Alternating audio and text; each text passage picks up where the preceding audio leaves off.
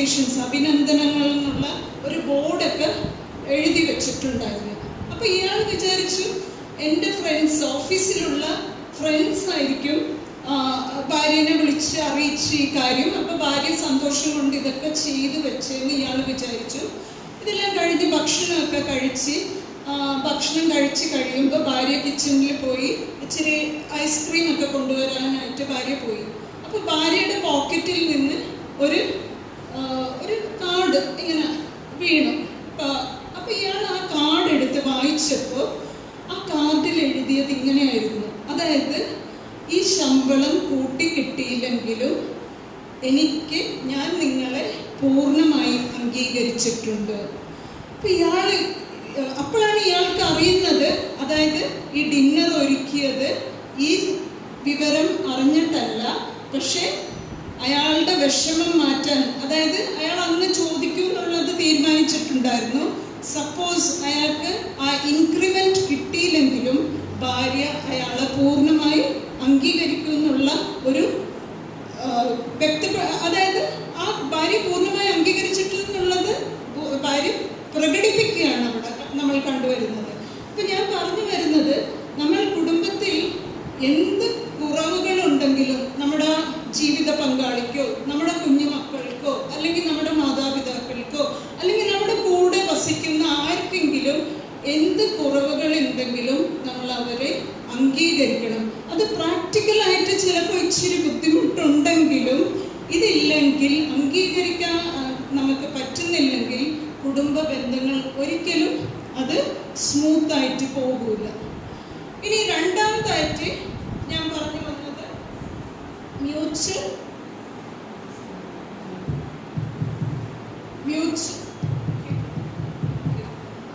Mutual awareness.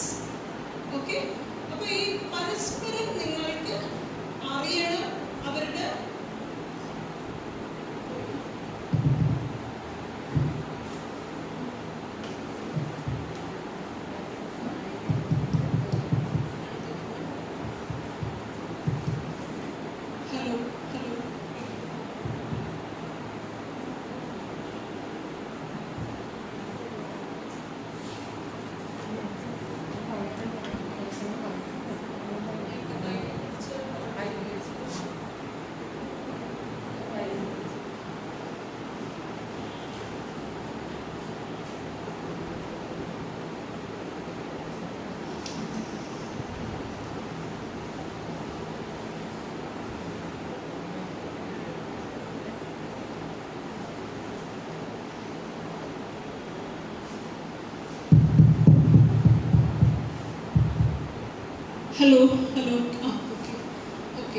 Mutual awareness, അതായത് പരസ്പരം നമ്മൾ അറിഞ്ഞിരിക്കണം.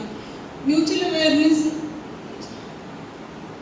അവരുടെ എല്ലാ കാര്യങ്ങളും, അതായത് കുടുംബാംഗങ്ങൾ, മക്കളാകട്ടെ, ജീവിത പങ്കാളിയാകട്ടെ, അവരുടെ എല്ലാ കാര്യങ്ങളും അവർക്ക് എന്താണ് ഇഷ്ടം, എന്താണ് ഇഷ്ടമില്ലാത്തത്, ഇതെല്ലാം നമ്മൾ മനസ്സിലാക്കിയിരിക്കണം. ഈവൻ അവരുടെ മൂഡ് ചേഞ്ചസ്, ചിലപ്പോൾ അവർ വിഷമത്തിലായിരിക്കാം, സന്തോഷമായിരിക്കാം, ഇതെല്ലാം നമുക്ക് മനസ്സിലാക്കുവാൻ സാധിക്കണം. ഇപ്പം ഞാനൊരു കേസ് പറയാം. ഒരു 15 വർഷം കഴിഞ്ഞിട്ട് പരസ്പരം വഴക്കിട്ട് ഒരു കപ്പിൾ, അതായത് അവർ കൗൺസിലിങ്ങിന് വന്നതാണ്. അപ്പോൾ ഭർത്താവിൻ്റെ പരാതി ഭാര്യയ്ക്ക് എന്നും സംശയമാണെന്ന് പറഞ്ഞിട്ട്, ഈ ഭാര്യയുടെ പരാതി അയാൾക്ക് വേറെ ഏതോ ബന്ധമുണ്ടെന്ന്. അപ്പൊ ഇങ്ങനെയായിരുന്നു രണ്ടുപേരുടെയും പരാതി. അതായത് ഒരാൾക്ക് ഭാര്യയ്ക്ക് എപ്പോഴും സംശയമാണ്, ഭർത്താവ് പറയുന്നത് ഒരു ബന്ധവും ഇല്ല, അങ്ങനെ ഒരു ബന്ധമൊന്നും ഇതുവരെ ഉണ്ടായിട്ടില്ല. ലാസ്റ്റിൽ അവർ കൗൺസിലിങ്ങിന് വന്നപ്പോൾ രണ്ടുപേരോടും സംസാരിച്ചപ്പോൾ ഭർത്താവ് പറഞ്ഞ കാര്യം ഇതാണ്. അതായത് 15 വർഷമായി ഞങ്ങൾ വിവാഹിതരായിട്ട്, 5 വർഷം വലിയ കുഴപ്പമൊന്നും ഇല്ലാണ്ട് പോയി. അതായത് 5 വർഷം വലിയ പ്രശ്നമില്ല, സാധാരണ അങ്ങനെയൊക്കെയാണ് നമ്മൾ 5 വർഷം വലിയ പ്രശ്നമൊക്കെ ഇല്ലാതെ പോകും. പിന്നെ ഒരു 10 വർഷം, അതിലൊരു 9.5 വർഷം ശരിക്കും എനിക്ക് മാനസികമായിട്ട് പീഡനമായിരുന്നു. ഇവളെപ്പോഴും എന്നോട് ആര് ഫോൺ ചെയ്താലും, ഞാൻ എവിടെ പോയാലും, അപ്പൊ ഭർത്താവിന്റെ ജോലി എന്ന് പറഞ്ഞാൽ ഇച്ചിരി യാത്രയൊക്കെ ഉള്ള ഒരു ജോലിയാണ്. അപ്പൊ ഫോൺ വന്നാലും യാത്ര പോയാലും ഇച്ചിരി താമസിച്ചാലും എപ്പോഴും ഇതിനൊരു ചോദ്യമായിരുന്നു. അപ്പൊ എന്ത് പറഞ്ഞാലും ആ ആൻസറിന് സാറ്റിസ്ഫൈഡും അല്ല. അതായത് അതെന്തിനങ്ങനെ പോയി, അങ്ങനെ ഇങ്ങനെ ചോദിച്ച് ചോദിച്ച് ഒരു മാനസികമായിട്ടുള്ള ഒരു പീഡനം കൊണ്ട് 9.5 വർഷവും ഞാൻ അതിനെ സഹിച്ചു. പിന്നെ 9.5 വർഷം കഴിഞ്ഞപ്പോൾ ഞാൻ എൻ്റെ മനസ്സമാധാനത്തിന് വേണ്ടിയിട്ട് ഞാൻ ഇങ്ങനെ ഒന്ന് ഫേസ്ബുക്ക് സെർച്ച് ചെയ്തപ്പോൾ ഫേസ്ബുക്കിൽ എൻ്റെ പഴയ ഒരു ക്ലാസ്മേറ്റിൻ്റെ ഒരു ഇത് കണ്ടു. അപ്പം ഞാൻ വെറുതെ ഇങ്ങനെ വിശേഷം ചോദിച്ച് ഞങ്ങൾ ഇച്ചിരി ഒരു ഫ്രണ്ട്സായിട്ട് അങ്ങനെ കഴിയുകയാണ്, വേറെ ഒരു ബന്ധമൊന്നും ഇല്ല എന്നാണ് ഭർത്താവ് പറഞ്ഞത്. അപ്പം ഞാൻ ഭാര്യയോട് ചോദിച്ചു എന്താണ് പ്രശ്നം എന്ന് പറഞ്ഞിട്ട് ഇങ്ങനെ ഭാര്യയോട് സംസാരിച്ചപ്പോൾ ഭാര്യ പറയുകയാണ് I am not fit for him, അതായത് ഞാൻ അയാൾക്ക് പറ്റിയ ഭാര്യ അല്ല എന്ന്. അപ്പം ഞാൻ ചോദിച്ചു എന്തുകൊണ്ടാണ് അങ്ങനെ പറയാൻ കാരണം നിങ്ങൾ 15 വർഷമായി വിവാഹിതരായിട്ട്, അപ്പം അങ്ങനെ പറയാൻ കാരണം എന്താണെന്ന് ചോദിച്ചപ്പോൾ ഇല്ല ഞാൻ ഫിറ്റ് അല്ല, അയാളുടെ സൗന്ദര്യത്തിനും അയാളുടെ പഠിത്തത്തിനും അയാളുടെ ജോലിക്കൊന്നും ഞാൻ ഫിറ്റ് അല്ല എന്നുള്ള ഒരു ഇത് മാത്രമേ ഭാര്യ പറയുന്നുള്ളൂ. അപ്പം അങ്ങനെ വന്നപ്പോൾ ഞാനൊന്ന് കേസ് അനാലിസിസ്, അതായത് ഭാര്യയുടെ ബാല്യകാലവും കുടുംബവും ഇതെല്ലാം ഒന്ന് ചോദിച്ച് വന്നപ്പോൾ ഞാൻ മനസ്സിലാക്കിയത് ഭാര്യ അതായത് സ്കൂളിൽ പഠിക്കുമ്പോൾ വളരെ കഴിവുള്ള ഒരു കുട്ടിയായിരുന്നു. അതായത് പാട്ട് പാടും, ഡാൻസ് ചെയ്യും, എഴുതും, വരയ്ക്കും, ഇങ്ങനെയെല്ലാം കലോത്സവത്തിനൊക്കെ യൂത്ത് ഫെസ്റ്റിവലിനൊക്കെ പോയിരുന്ന ഒരു വ്യക്തിയായിരുന്നു. വിവാഹം കഴിഞ്ഞപ്പോൾ ഇതൊന്നും ചെയ്യാതെ വന്നു. അപ്പോൾ ഞാൻ ജസ്റ്റ് ഭർത്താവിനോട് ചോദിച്ചു നിങ്ങളുടെ ഭാര്യയ്ക്ക് നന്നായി പാടാൻ അറിയാം, ഡാൻസ് കളിക്കാൻ അറിയാം എന്നൊക്കെ ഇങ്ങനെ ചോദിച്ചപ്പോൾ ഭർത്താവ് അവളോ എന്ത് പാട്ട് എന്ത് ഡാൻസ് എന്ന് ഇങ്ങനെ തോന്നി. അതായത് ഭർത്താവിന് ഭാര്യയെ കുറിച്ച് ഭാര്യയ്ക്ക് എന്താണ് ഇഷ്ടം എന്താണ് ഇഷ്ടമില്ല എന്ന് അതിനെക്കുറിച്ചൊന്നും അറിയില്ല. അപ്പൊ ഭാര്യയുടെ കഴിവുകളെല്ലാം അവിടെ സപ്രസ്സായി. അപ്പൊ നമ്മൾ എന്താണ് അവിടെ കണ്ടുവരുന്നത്, ഭാര്യ കാലക്രമേണ അതായത് തൻ്റെ കഴിവുകളെല്ലാം സപ്രസ്സായപ്പോൾ ഭാര്യയ്ക്ക് ഉള്ളിൽ തോന്നി ഞാൻ ഒന്നിനും കൊള്ളാത്തതാണ്, എനിക്കൊരു കഴിവും ഇല്ല. അപ്പൊ ഭർത്താവ് ഇങ്ങനെ തൻ്റെ പൊസിഷനിൽ ഉയർന്നു വരുമ്പോൾ ഭാര്യയ്ക്ക് എപ്പോഴും ഒരു ഫീലിംഗ് എന്താണ്, ഞാൻ ഒന്നിനും കൊള്ളാത്തതാണ്, അതായത് ചിന്ത മാത്രം. അങ്ങനെ ആ ചിന്ത വന്നപ്പോൾ നമുക്കൊരു ഇൻസെക്യൂർ ഫീലിംഗ് വരും. അതായത് നമ്മൾ സുരക്ഷിതമല്ല എന്നുള്ള ഒരു ചിന്ത വരുമ്പോഴാണ് നമുക്ക് ഈ സംശയ രോഗം വരുന്നത്. അതായത് നമ്മൾ പിന്നെ എന്താണ് എന്ത് ചെയ്യുമ്പോഴും നമ്മൾ എപ്പോഴും അവരെ സംശയിക്കും. നമുക്കൊരു സംശയം, അതായത് ഒന്നിനും കൊള്ളൂല, അപ്പൊ അയാൾ വേറെ ആരെയും കണ്ടു പോകും, അങ്ങനെയുള്ള ഒരു സംശയമായിരിക്കും നമുക്ക് എപ്പോഴും ജീവിതത്തിൽ. അതുകൊണ്ട് ഞാൻ പറയുന്നത് കുടുംബത്തിൽ നമ്മൾ ഭാര്യ ഭർത്താവോ അല്ലെങ്കിൽ നമ്മുടെ മക്കളോ എന്തുണ്ടെങ്കിലും നമുക്ക് അവരുടെ പൂർണ്ണമായിട്ട് നമ്മൾ അവെയർ ആയിരിക്കണം. അവർക്ക് എന്താണ് ഇഷ്ടം, അവരുടെ കാര്യങ്ങൾ എന്തൊക്കെയാണെന്നുള്ളത് എല്ലാ കാര്യങ്ങളും നമ്മൾ അറിഞ്ഞിരിക്കണം. അത് ഏറ്റവും ആദ്യം നിങ്ങളുടെ ജീവിത പങ്കാളി, അത് കഴിഞ്ഞിട്ട് അത് ഒരു ദിവസം അല്ലെങ്കിൽ നിങ്ങൾ വിവാഹം കഴിച്ച തുടക്കത്തിൽ അങ്ങനെ മാത്രമല്ല, അത് ജീവിതകാലം മുഴുവൻ. എന്താണെന്ന് വെച്ചാൽ ഇത് ഓരോ പ്രായത്തിലും ഇത് മാറാനുള്ള സാധ്യത ഉണ്ട്, അല്ലേ? നമ്മുടെ ഇഷ്ടങ്ങളും അനിഷ്ടങ്ങളും എല്ലാം നമുക്ക് മാറിക്കൊണ്ടിരിക്കും നമ്മുടെ പ്രായം അനുസരിച്ച്. അപ്പൊ അതുകൊണ്ട് നമ്മളത് എപ്പോഴും നമ്മളൊന്ന് അറിഞ്ഞിരിക്കേണ്ടത് നല്ലത് തന്നെയാണ്. ഇനി മൂന്നാമതായിട്ട് മ്യൂച്വൽ അഫെക്ഷൻ. ഞാൻ പറഞ്ഞു അഫെക്ഷൻ എന്ന് പറഞ്ഞാൽ എന്താണ്? സ്നേഹം, അല്ലേ? പരസ്പര സ്നേഹം. പലപ്പോഴും മാതാപിതാക്കൾ പറയുന്ന ഒരു കാര്യമാണ് എന്താണ്, എൻ്റെ മക്കളെ ഞാൻ സ്നേഹിക്കുന്നുണ്ട്, എന്തൊക്കെ കൊടുക്കുന്നുണ്ട്, എന്തൊക്കെ ചെയ്തിട്ടും ഇങ്ങനെയാണ്, അതായത് വഴിതെറ്റിപ്പോയോ, അല്ലെങ്കിൽ നമുക്ക് സത്യം പറഞ്ഞാൽ എന്താണ്, നമ്മുടെ സ്നേഹം പ്രകടിപ്പിക്കാൻ നമുക്ക് പലപ്പോഴും അറിയാതെ വരുന്നുണ്ട്. അതായത് നമ്മൾ വസ്തുക്കൾ കൊടുത്തോ അല്ലെങ്കിൽ പലതും ചെയ്തിട്ടായിരിക്കും നമ്മുടെ സ്നേഹം നമ്മൾ പ്രകടിപ്പിക്കുന്നത്. പക്ഷെ അങ്ങനെയല്ല. സ്നേഹം പ്രകടിപ്പിക്കാൻ ഓരോരുത്തർക്കും നമുക്കറിയാം. ഇപ്പം നമ്മളിവിടെ മലയാളം പറയുകയാണെങ്കിൽ കൊച്ചിയിൽ പറയുന്ന മലയാളമായിരിക്കില്ല തൃശ്ശൂരിൽ പറയുന്നത്, തൃശ്ശൂരിൽ പറയുന്ന മലയാളം അല്ല കണ്ണൂരിൽ പറയുന്നത്, എല്ലാം വ്യത്യാസമുണ്ട്. അപ്പോൾ ഓരോ കുഞ്ഞിനും ഓരോ വ്യക്തിക്കും സ്നേഹത്തിൻ്റെ ഒരു ഭാഷയുണ്ട്, മനസ്സിലായില്ലേ? ആ സ്നേഹത്തിൻ്റെ ഭാഷ എന്ന് പറയുന്നത് 5 ടൈപ്പാണ്. സോ അത് നിങ്ങൾ അറിഞ്ഞിരിക്കണം. അതായത് എൻ്റെ ജീവിത പങ്കാളിയുടെ സ്നേഹത്തിൻ്റെ ഭാഷ എന്താണ്, എൻ്റെ കുഞ്ഞിൻ്റെ സ്നേഹത്തിൻ്റെ ഭാഷ എന്താണെന്ന് നമ്മൾ അറിഞ്ഞിരിക്കണം. അതായത് 5 തരത്തിൻ്റെ സ്നേഹത്തിൻ്റെ ഭാഷ എന്ന് പറയുമ്പോൾ 5 സാന്ന് നിങ്ങൾ ഓർത്തിരുന്നാൽ മതി. 5 സാന്ന് പറയുമ്പോൾ സംസാരം, സമയം, സേവനം, സമ്മാനം, സ്പർശം. ഇത് 5ആണ് നമ്മൾ സ്നേഹം പ്രകടിപ്പിക്കാൻ, അതായത് നമ്മുടെ സ്നേഹം എങ്ങനെയാണ് നമ്മൾ പ്രകടിപ്പിക്കുന്നത് എന്നുള്ളത്. അപ്പൊ ആദ്യം ഈ സംസാരം എന്ന് പറയുന്നത് എന്താണ്? നല്ല വാക്കുകൾ, മനസ്സിലായില്ലേ? വേർഡ്സ് ഓഫ് അപ്രിസിയേഷൻ, നല്ല വാക്കുകൾ ഉപയോഗിക്കുക. ഈ സംസാരം എന്ന് പറയുമ്പോൾ പലപ്പോഴും നമ്മൾ എങ്ങനെയാണ് നമ്മൾ സംസാരിക്കും, നമ്മൾ ആര് പറയുന്നതും കേൾക്കാൻ തയ്യാറല്ല, അല്ലേ? നമ്മുടെ കുഞ്ഞുങ്ങളാണെങ്കിലും അവരൊന്ന് പറയുമ്പോൾ നമ്മൾ 2 പറയും, അല്ലെങ്കിൽ 2 പറയുമ്പോൾ 4 പറയും. ഇങ്ങനെയായിരിക്കും നമ്മുടെ സംസാരം, അല്ലാതെ നമ്മൾ അവരെ കേൾക്കാൻ തയ്യാറല്ല. അപ്പൊ ഈ സംസാരം എന്ന് പറയുമ്പോൾ നല്ല വാക്കുകൾ സംസാരിക്കുക. ഞാനൊരു ചരിത്രത്തിൽ തന്നെ എക്സാമ്പിൾ എടുക്കാം. അതായത് ഒരു പള്ളി, വിദേശത്താണ്, ഒരു പള്ളിയിൽ ഒരു അൾത്താര ബാലൻ. അപ്പൊ അന്ന് ഒരു പിതാവിന്റെ കുർബാനയായിരുന്നു. അപ്പൊ ഈ പിതാവിന്റെ കുർബാന എന്ന് പറയുമ്പോൾ നമുക്കറിയാം, അൾത്താര ബാലന്മാർക്കെല്ലാം ഭയങ്കര ഇഷ്ടമുള്ള സംഗതിയാണ്, അല്ലെ? എന്താണ്? തൊപ്പി പിടിക്കണം, പിന്നെ വടി പിടിക്കണം, ഇതിലൊക്കെ ഭയങ്കര താല്പര്യമുള്ളതാണ്. അപ്പൊ ഈ ഒരു ആൾക്കാർ, ഒരു കൊച്ചു ബാലൻ എന്ത് ചെയ്തു? ധൂമുകുറ്റിയായിരുന്നു പിടിച്ചിരുന്നത്. അപ്പൊ ഈ ധൂമുകുറ്റി എന്ന് പറയുമ്പോൾ ആ ബാലനേക്കാളും നീളമുള്ള സാധനമായിരുന്നു. അപ്പൊ ഈ ധൂമുകുറ്റി ആട്ടിയപ്പോൾ അവന്റെ കാല് തട്ടി അതിൽ നിന്ന് തീ താഴെ വീണ് കാർപ്പറ്റിൽ വീണു. അപ്പൊ ഈ കാർപ്പറ്റിൽ വീണപ്പോൾ ഇച്ചിരി കരിഞ്ഞ മണമൊക്കെ വന്നു. ബാലനാകെ, അതായത് ആൾക്കാരെ ബാലനാകെ വിറച്ച് പേടിച്ചു.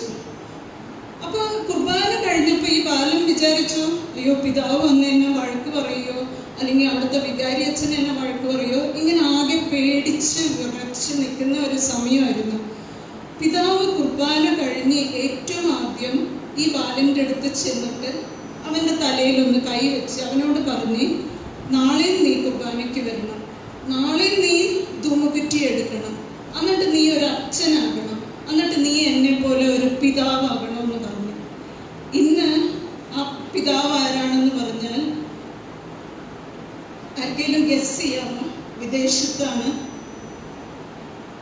ഇന്ന് ജീവിച്ചിരിപ്പില്ല. ഫുൾട്ടൻ ജേഷി എന്ന് കേട്ടിട്ടുണ്ടോ നിങ്ങൾ? പല പ്രസംഗങ്ങൾ നിങ്ങൾ കേട്ടിട്ടുണ്ടാകും. ബിഷപ്പ് ഫുൾട്ടൻ ജേഷി എന്ന് പറഞ്ഞിട്ട് ചരിത്രം തന്നെ മാറ്റിമറിച്ച ഒരു ബിഷപ്പാണ്. സോ ആ ബിഷപ്പാണ് ആ നല്ല വാക്കുകൾ കൊണ്ട് പിന്നീട് ഈ ഇത്രയും വലിയ ഒരു വ്യക്തിയായി തീരാൻ സാധിച്ചത്. അതേപോലെ തന്നെ വേറൊരു ഇടവകയിൽ വിദേശത്ത് തന്നെ ഒരു കുഞ്ഞു ബാലൻ കാഴ്ചവെപ്പായിട്ട് പോകുകയായിരുന്നു. അപ്പോൾ എന്തോ അവന്റെ കൈ വിറച്ച് ആ വീഞ്ഞും വെള്ളവും താഴെ വീണു. അത് വീണപ്പോൾ ഉടനെ വികാരിയച്ഛൻ അവനെ വഴക്ക് പറഞ്ഞു, ഇനി ഇങ്ങനെയാണോ ഒരു വീഞ്ഞും വെള്ളമൊക്കെ പിടിച്ചു വരുന്നത്? അത് ശ്രദ്ധിക്കണ്ടേ? ഇനി മേലാൽ ഇത് ചെയ്തു പോയിട്ടുണ്ടെങ്കിൽ ഇങ്ങനെയൊക്കെ കാണിക്കാനായിട്ട് നീ പള്ളിയിൽ വരരുതെന്ന് പറഞ്ഞു. പിന്നീട് ആ ബാലൻ പള്ളിയിലോട്ട് വന്നില്ല. പിന്നെ യുഗസ്ലാവിയ കണ്ട ഏറ്റവും വലിയ ഡിക്റ്റേറ്ററാണ് ജോസഫ് ടിറ്റോ എന്ന് പറഞ്ഞത്. അപ്പൊ നല്ല വാക്കുകൾ എന്ന് പറയുമ്പോൾ അത് ജീവിതത്തെ മാറ്റിമറിക്കാം. അപ്പൊ ഏറ്റവും വലിയ ഒരു ഉദാഹരണം ഞാൻ എൻ്റെ ഒരു കേസ് സ്റ്റഡിയിൽ നിന്ന് തന്നെ പറയാം. ഒരു കുഞ്ഞ് 8ൽ പഠിക്കുന്ന ഒരു കുഞ്ഞാണ്. ആ കുഞ്ഞ് കൗൺസിലിങ്ങിന് വന്നപ്പോൾ എന്നോട് പറഞ്ഞു, മിസ് എനിക്ക് ക്ലാസ്സിൽ വായിക്കാനൊന്നും ഭയങ്കര പേടിയാണ്, എനിക്ക് വായിക്കാൻ പറ്റുന്നില്ല. ടീച്ചർ ക്ലാസ്സിൽ വായിക്കാൻ പറഞ്ഞാൽ എനിക്കൊന്നും വായിക്കാൻ പറ്റുന്നില്ല. അപ്പൊ അങ്ങനെ പറഞ്ഞപ്പോൾ ഞാനൊന്ന് ഓർത്ത്, ഈ കുട്ടിക്ക് വല്ല പഠന വൈകല്യം ഉണ്ടാകുമോ, അല്ലെങ്കിൽ വേറെ എന്തെങ്കിലും കണ്ണിന് ബുദ്ധിമുട്ടോ അങ്ങനെ എന്താണ് ബുദ്ധിമുട്ടെന്ന് പറഞ്ഞ് ഞാൻ ആ കുട്ടിക്കൊന്ന് അതായത് പഠന വൈകല്യത്തിൻ്റെ ഒരു ടെസ്റ്റും എന്നിട്ട് ഞാൻ പറഞ്ഞു, അമ്മയെ വിളിച്ച് പറഞ്ഞു ഒന്ന് കണ്ണും ഒന്ന് ടെസ്റ്റ് ചെയ്തേര്, അപ്പോൾ എന്താണെന്ന് നമുക്കൊന്ന് നോക്കാമെന്ന്. അപ്പോൾ അങ്ങനെ ചെയ്തപ്പോൾ പഠന വൈകല്യം ഒരു കുഴപ്പമില്ല, കണ്ണ് ടെസ്റ്റ് ചെയ്തിട്ട് അതും ഒരു കുഴപ്പമില്ല. അങ്ങനെ വന്നപ്പോൾ ഞാനൊന്ന് ആ കേസ് സ്റ്റഡി ചെയ്തു. കേസ് സ്റ്റഡി ചെയ്തപ്പോൾ ഇങ്ങനെയാണ് ആ കുഞ്ഞിന് ചെറുതായിരുന്നപ്പോൾ, അതായത് ഒരു 2-ലോ 3-ലോ പഠിച്ചിരുന്ന സമയത്ത് നമുക്കറിയാം 3-ലൊക്കെ പഠിക്കുമ്പോൾ നമ്മൾ കുഞ്ഞുങ്ങളോട് വിശ്വാസികളുടെ പ്രാർത്ഥനയൊക്കെ വായിക്കാൻ കൊടുക്കാറുണ്ട് അല്ലേ, 3-ലൊക്കെ പഠിക്കുമ്പോൾ. അപ്പോൾ ഈ കുഞ്ഞ് 3-ൽ പഠിക്കുന്ന സമയത്ത് അതിൻ്റെ ക്ലാസ് ടീച്ചർ, അതായത് കാറ്റഗിസം ടീച്ചർ, വിശ്വാസികളുടെ പ്രാർത്ഥനയ്ക്കായിട്ട് ഒരു 5 കുട്ടികളെ സെലക്ട് ചെയ്തിട്ടുണ്ടായിരുന്നു. അപ്പൊ ഈ 5 കുട്ടികളിൽ ഒരു കുട്ടി ആ ഞായറാഴ്ച വന്നില്ല. അപ്പൊ ആ കുട്ടി ആ ഞായറാഴ്ച വരാത്തപ്പോൾ ഉടനെ ടീച്ചർ പറഞ്ഞു ഈ കുഞ്ഞിനോട് വായിക്കാനായിട്ട്. അപ്പൊ നമ്മൾ സാധാരണ ഈ വിശ്വാസികളുടെ പ്രാർത്ഥന വായിക്കാനായിട്ട് ഒരാഴ്ചത്തെ പരിശീലനം, അതായത് അവർക്കുള്ള ട്രെയിനിങ് ഒക്കെ കൊടുക്കും. പക്ഷെ ഈ കുഞ്ഞിന് അത് ലഭിച്ചിട്ടില്ല. ബിക്കോസ് പെട്ടെന്നായിരുന്നു അത് ആ കുഞ്ഞ് ആക്സിഡന്റ് ആയപ്പോൾ ഈ കുഞ്ഞിനോട് അത് വായിക്കാൻ പറഞ്ഞു. അപ്പൊ ഈ കുഞ്ഞ് പ്രാക്ടീസ് ചെയ്തു. പക്ഷെ എന്തോ അത് അൽത്താരയിൽ പോയി വായിക്കുമ്പോൾ അതിന് ഇച്ചിരി പേടിയായി. അപ്പൊ വായിച്ചപ്പോൾ അത് തെറ്റി. അപ്പൊ ഉടനെ കുർബാന കഴിഞ്ഞ ഉടനെ ഈ കുഞ്ഞിനോട് ടീച്ചറും അമ്മയും വന്ന് പറഞ്ഞു, ഷോ നാണം കെട്ടെന്ന് പറഞ്ഞിട്ട്. അപ്പൊ ഇതോടെ ആ കുഞ്ഞിനുള്ളിൽ ഭയമുണ്ടായി. അതായത് ഇനി എനിക്ക് വായിക്കാൻ പറ്റൂല എന്നുള്ള ഒരു ഭയം ആ കുഞ്ഞിൻ്റെ ഉള്ളിലുണ്ടായപ്പോൾ പിന്നെ ഒരിക്കലും ആ കുഞ്ഞിന് ക്ലാസ്സിൽ വായിക്കാൻ പറ്റാത്തതിൻ്റെ കാരണം ഇതാണ്. അതായത് ഞാൻ വായിച്ചാൽ തെറ്റുമോ, അതായത് എനിക്ക് പറ്റൂല എന്നുള്ള ഒരു ചിന്ത വന്നപ്പോൾ ഉള്ളിൽ ആ ഭയം അത് പിന്നീടും കിടക്കും. അത് നമ്മൾ വളർന്നു പോകുമ്പോഴും അതുണ്ടാകും. അതുകൊണ്ട് നമ്മളത് ഒബ്സർവ് ചെയ്യുമ്പോൾ തന്നെ അതിനുള്ള എന്താണ് റെമഡി അത് ചെയ്തിരിക്കണം. അതാണ് ഞാൻ അമ്മമാരോട് പറഞ്ഞു വരുന്നത്. നല്ല വാക്കുകൾ പറയണം, അതിനൊപ്പം ഇനി അഥവാ അവരുടെ ജീവിതത്തിൽ എന്തെങ്കിലും സംഭവിച്ചിട്ടുണ്ടെങ്കിൽ അത് നമ്മൾ അപ്പം തന്നെ അതിനുള്ള റെമഡി എന്താണെന്ന് ചെയ്തിരിക്കണം. ഓക്കെ, അപ്പൊ അതാണ് സംസാരം. ഇനി രണ്ടാമതായിട്ട് എന്ന് പറയുമ്പോൾ സമയമാണ് ഞാൻ പറഞ്ഞത്. സമയം, അതായത് അതും ഒരു വേ ഓഫ് നിങ്ങളുടെ സ്നേഹം പ്രകടിപ്പിക്കലാണ്. ഇന്ന് കുട്ടികൾ പറയുന്നത് പരാതി എന്താണ്? ആർക്കും സമയമില്ല. അതായത് അവരെ കേൾക്കാനായിട്ട് ആർക്കും തന്നെ സമയമില്ല എന്നാണ് അവർ പറയുന്നത്. അപ്പോൾ ഞാൻ പറഞ്ഞു വരുന്നത് ഈ സമയത്തിൻ്റെ ഒരു കേസ്. നിങ്ങൾക്ക് കുറേ കേസ് കേൾക്കുമ്പോൾ ബോറടിക്കുന്നുണ്ടോ? അല്ലെങ്കിൽ ഞാൻ ജസ്റ്റ് സ്നേഹത്തിൻ്റെ ഭാഷകൾ ഇങ്ങനെ പറഞ്ഞു പോയാൽ മതിയോ? ഓക്കെ, അപ്പൊ ഞാൻ പറഞ്ഞു വരുന്നത് ക്വാളിറ്റി ടൈം എന്ന് പറയുമ്പോൾ ശരിക്കും എന്താണ് ഈ ക്വാളിറ്റി ടൈം എന്ന് നമ്മൾ പറയുമ്പോൾ, സമയം എന്ന് പറയുമ്പോൾ നമ്മൾ മനസ്സിലാക്കുന്നത് എന്താണ്? ആർക്കെങ്കിലും പറയാമോ? ക്വാളിറ്റി ടൈം എന്ന് പറയുമ്പോൾ ശരിക്കും എന്താണ് കുടുംബത്തിൽ?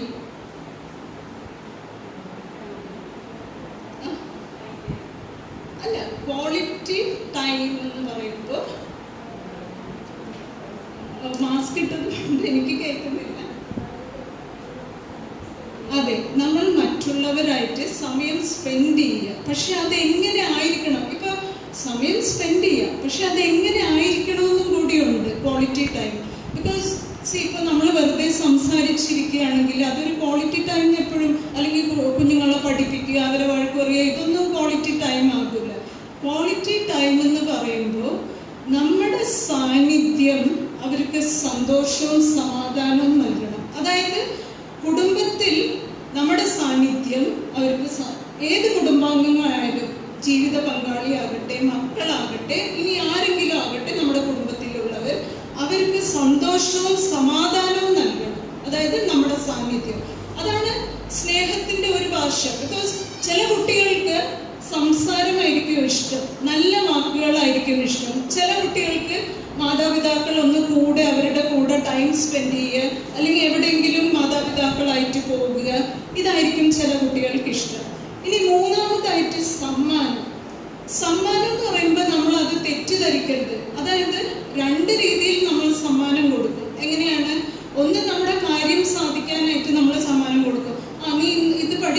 ഞാനിത് വാങ്ങിച്ചു തരാം, അതൊരു സമ്മാനമാകൂല, അതൊരു കണ്ടീഷനാണ് അല്ലേ? നമ്മൾ ഇന്ന കാര്യം ചെയ്യല് ഇന്ന സമ്മാനം തരാന്ന് പറയുന്ന ഒരു കണ്ടീഷനാണ്. അപ്പൊ അതൊരു സമ്മാനമാവില്ല. സമ്മാനം എന്ന് പറയുമ്പോൾ നമുക്ക് ഇഷ്ടമുള്ള സമയത്ത്, ഇപ്പൊ ഒരു ബർത്ത്ഡേ വന്ന് അല്ലെങ്കിൽ ഒരു ആനിവേഴ്സറി ഇങ്ങനെയൊക്കെ വരുമ്പോൾ നമ്മൾ അറിയാതെ അപ്രതീക്ഷിതമായിട്ടൊരു സമ്മാനം കൊടുക്കുമ്പോഴൊക്കെ അവർക്ക് അത് അറിയണം, എന്നെ സ്നേഹിക്കുന്നുണ്ടെന്നുള്ള ഒരു ഭാഷയാണത്. മനസ്സിലായില്ലേ? അല്ലാണ്ട് നമ്മളൊരു കണ്ടീഷൻ വെച്ച് ഒരു സമ്മാനം വാങ്ങിക്കുമ്പോൾ അതൊരു സ്നേഹം അല്ല. അപ്പൊ അതാണ് മൂന്നാമത്തത്, സ എന്ന് പറയുമ്പോൾ സമ്മാനം. ഇനി നാലാമത്തത് സേവനം എന്ന് പറയും, ആക്ട് ഓഫ് സർവീസ്. സേവനം എന്ന് പറയുമ്പോൾ നമുക്കറിയാം, വീടുകളിൽ പ്രത്യേകിച്ചും ഭാര്യമാർ, അതായത് ഇപ്പൊ ജോലി ചെയ്യുന്ന ഭാര്യമാരുണ്ടെങ്കിൽ എങ്ങനെയാണ്, നമ്മൾ രാവിലെ മുതൽ രാത്രി വരെയും അധ്വാനമായിരിക്കും അല്ലേ? നമുക്ക് ഒരു റെസ്റ്റ് ഉണ്ടാവില്ല. അപ്പൊ തീർച്ചയായിട്ടും ഹസ്ബൻഡ്സ്, അതായത് നമ്മുടെ ജീവിത പങ്കാളി നമ്മളെ ഒന്ന് സഹായിക്കുക, നമുക്കതൊരു സ്നേഹത്തിന്റെ ഭാഷ തന്നെ ആയിരിക്കും അല്ലേ? അവരൊന്ന് വന്ന് അവരൊന്നും ചെയ്യണ്ട, എന്നാലും അവരൊന്ന് വന്ന് ചോദിച്ചാൽ മതി, ഞാനൊന്ന് ആ പാത്രം കഴുകി തരട്ടെ, അല്ലെങ്കിൽ കുട്ടികളുടെ ഡ്രസ്സൊക്കെ ഞാൻ റെഡിയാക്കട്ടെ, അല്ലെങ്കിൽ അയോൺ ചെയ്യട്ടെ. ഇതെല്ലാം പറയുമ്പോൾ തന്നെ ഒരു സ്നേഹത്തിന്റെ ഭാഷ തന്നെയാണ് അല്ലേ? അപ്പൊ ഞാൻ പറഞ്ഞു വരുന്നത്, ഈ സ്നേഹം നമുക്ക് ഈ പല രീതികളിൽ നമുക്ക് പ്രകടിപ്പിക്കാന്നുള്ളതാണ്. ഇനി അഞ്ചാമതായിട്ട് സ്പർശനം. ഇത് വളരെ ഇമ്പോർട്ടൻ്റ് ആണ്. അതായത് ഈ സ്പർശനം എന്ന് പറയുന്നത് പഠനങ്ങൾ പോലും പറയുന്നത് ഒരു കുഞ്ഞിന് മിനിമം, അതായത് ശരാശരി ഒരു 9 അല്ലെങ്കിൽ 10 സ്പർശനമാണെങ്കിലും ഒരു ദിവസത്തിൽ കിട്ടണമെന്ന്. അത് എപ്പോഴും കെട്ടിപ്പിടിക്കണമെന്നല്ല, ഒരു തലയിൽ നമ്മൾ ഒന്നിങ്ങനെ തടവൽ, അല്ലെങ്കിൽ ഇപ്പോൾ ഒരു പ്രായമുള്ള ഒരു കൊച്ചാണെങ്കിൽ ഒന്ന് കോളറൊക്കെ ശരിയാക്കി കൊടുക്കൽ, അല്ലെങ്കിൽ എന്തെങ്കിലുമൊക്കെ ചെറിയ ചെറിയ കാര്യങ്ങൾ. ഈ സ്പർശനം എന്ന് പറയുന്നത് അവരിൽ ഒരുപാട് മാറ്റങ്ങൾ ഉണ്ടാക്കും. അതേപോലെ ഇപ്പോൾ വീടുകളിലാണെങ്കിലും നമ്മുടെ ജീവിത പങ്കാളിയാകട്ടെ, അല്ലെങ്കിൽ നമ്മുടെ മാതാപിതാക്കളാകട്ടെ, നമ്മളൊന്ന് മാതാപിതാക്കളോട് ചേർന്നിരുന്ന് അവർ തോളയിലൊക്കെ ഒന്ന് കൈയിടുമ്പോൾ ആ സ്പർശനം അവർക്ക് വേറെ ഒന്നും ചെയ്യണ്ട, അതൊരു സ്പർശനം തന്നെ അവർക്കൊരു സ്നേഹത്തിന്റെ അനുഭവമായിരിക്കും. അപ്പൊ ഞാൻ പറയുന്നത്, ഈ സ്നേഹം എന്ന് പറയുമ്പോൾ നിങ്ങൾ മനസ്സിലാക്കി വേണം അത് പ്രകടിപ്പിക്കുവാനായിട്ട്. അതായത് ഏത് രീതിയിലാണ് നിങ്ങൾ നിങ്ങളുടെ മക്കളോടോ അല്ലെങ്കിൽ ജീവിത പങ്കാളിയോടോ പ്രകടിപ്പിക്കുന്നത് എന്ന് മനസ്സിലാക്കിയിട്ട്. ഇപ്പൊ ഞാൻ എൻ്റെ ലൈഫിൽ തന്നെ ഞാൻ ഉദാഹരണം പറയാം. എന്താണെന്ന് വെച്ചാൽ, ഇപ്പൊ എൻ്റെ ഹസ്ബൻഡ് മർച്ചന്റ് നേവിയിലായതുകൊണ്ട് പല രാജ്യങ്ങളിലൊക്കെ പോകുമ്പോൾ ഒരുപാട് സമ്മാനങ്ങളൊക്കെ കൊണ്ടുവരും. പക്ഷെ ഞാൻ ഒരു സമ്മാനത്തിന്റെ ആളല്ല, അതുകൊണ്ട് എനിക്കതൊരു സ്നേഹത്തിന്റെ ഭാഷയായിട്ട് തോന്നുന്നില്ല. എന്നാൽ ഞാൻ വീട്ടിൽ എല്ലാ കാര്യങ്ങളൊക്കെ ചെയ്യുമ്പോൾ അതായത് എൻ്റെ ജീവിത പങ്കാളി എന്നോട് പറയും, എല്ലാം ഭംഗിയായിട്ട് ചെയ്തു, അല്ലെങ്കിൽ ഇന്ന് ചെയ്ത പാചകം കുക്കിംഗ് ഒക്കെ നന്നായിരുന്നു, ടേസ്റ്റ് ചെയ്യാം, അതൊക്കെ പറയുമ്പോൾ എനിക്ക് ഭയങ്കര സന്തോഷം ഉണ്ടാക്കും. അപ്പൊ ഞാൻ പറയുന്നത്, ഓരോരുത്തർക്കും ഓരോ രീതിയിലായിരിക്കും അവരുടെ സ്നേഹത്തിന്റെ ഭാഷ നമ്മൾ പ്രകടിപ്പിക്കേണ്ടത്. അത് പ്രത്യേകിച്ചും നിങ്ങളുടെ ജീവിത പങ്കാളി, അതായത് നിങ്ങളുടെ വിവാഹ ജീവിതത്തിൽ നിങ്ങളുടെ മക്കളായിട്ട്, നിങ്ങളുടെ ജീവിത പങ്കാളിയായിട്ട് നിങ്ങൾ അത് തിരിച്ചറിഞ്ഞ് തന്നെ ചെയ്യേണ്ടിയിരിക്കുന്നു. ഓക്കെ. ഇനി മ്യൂച്വൽ അഡ്ജസ്റ്റ്മെന്റ്. ഇത് എന്താണെന്ന് വെച്ചാൽ, അഡ്ജസ്റ്റ്മെന്റ് എന്ന് പറയുമ്പോൾ ഒരു വിവാഹ ജീവിതത്തിൽ അല്ലെങ്കിൽ ഒരു കുടുംബത്തിൽ നമുക്കറിയാം, നമ്മൾ പല സ്റ്റേജസിലൂടെ നമ്മൾ കടന്നു പോകും അല്ലേ? പല സ്റ്റേജസ് എന്ന് പറയുമ്പോൾ, ആദ്യം വിവാഹിതരാകും, പിന്നെ നിങ്ങൾ കുഞ്ഞുങ്ങളുണ്ടാകും, കുഞ്ഞുങ്ങളായിരിക്കും, പിന്നെ അവര് പഠനത്തിന് വേണ്ടി സ്കൂളിൽ ചേർക്കും, അത് കഴിഞ്ഞ് മക്കൾ വിവാഹിതരാകും, പിന്നെ നിങ്ങൾ അപ്പൂപ്പനും അമ്മമ്മയായിരിക്കും, അത് കഴിഞ്ഞ് നിങ്ങൾ തനിച്ചായിരിക്കും അല്ലേ? അപ്പൊ പല സ്റ്റേജസിൽ നമ്മൾ അഡ്ജസ്റ്റ് ആവണം. ഇപ്പോൾ പലരും എന്താണ്, നമ്മളൊരു കുഞ്ഞുണ്ടാവുമ്പോൾ നമ്മൾ കണ്ടിട്ടുണ്ട്, പല കൊച്ചമ്മമാർക്ക് അത് അഡ്ജസ്റ്റ് ചെയ്യാൻ പറ്റുന്നില്ല. അതായത് എല്ലാം കുഞ്ഞിനെ നോക്കലും ഭർത്താവിൻ്റെ കാര്യം നോക്കലും ഇതൊന്നും അഡ്ജസ്റ്റ് ചെയ്ത് പോകാൻ പറ്റുന്നില്ല. അല്ലെങ്കിൽ ചിലപ്പോൾ ഗ്രാൻഡ് പേരൻസ് അവർ പരാതി പറയാറുണ്ട്. അതായത് മക്കൾ രണ്ടുപേരും ജോലിക്ക് പോകുന്നുണ്ട്, ഭാര്യയും ഭർത്താവും ജോലിക്ക് പോകുന്നുണ്ട്, മക്കളെല്ലാം ഞാൻ നോക്കണം, ഇത്